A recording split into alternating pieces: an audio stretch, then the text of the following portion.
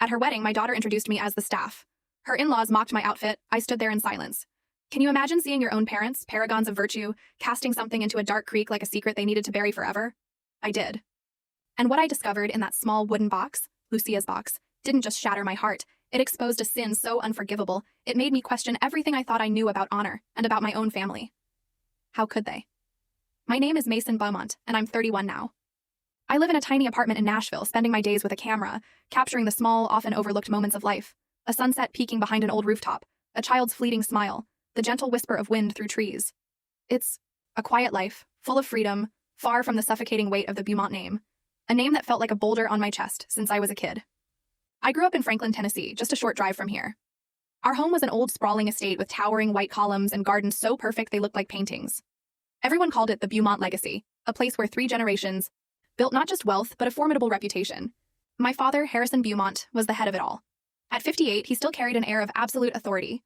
Tall, silver-haired, with piercing eyes that seemed to cut right through you, he was a successful businessman who turned our family fortune into a symbol of Southern prosperity.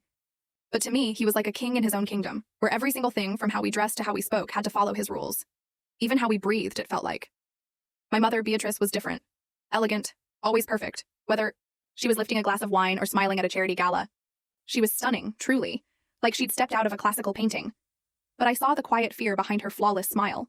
Fear of being forgotten, of disappointing my father, of cracking that perfect veneer we'd all crafted. She tried, so hard to keep everything on track, to maintain the facade. But sometimes I'd catch a fleeting, lost look in her eyes, as if she herself didn't know what she was living for. And then there was Lucia, my younger sister, 25, the pride and joy of both my parents. Lucia was the only real light in that cold, perfect house.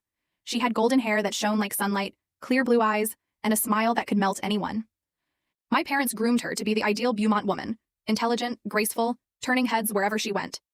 But deep down, I knew Lucia didn't want to be just a polished statue on display. She loved painting, the wild freedom of brushstrokes, on canvas, and dreams she only dared whisper to me late at night when the whole house was asleep. Lucia was the only one in that rigid family who made me feel a flicker of warmth, a trace of genuine love. The Beaumonts were Franklin's elite. Every Sunday, we'd be in church, dressed impeccably, smiling for the local newspaper cameras. We hosted charity events, sponsored cultural gatherings, praised as the perfect Southern family. But behind those iron, full-story video added in below,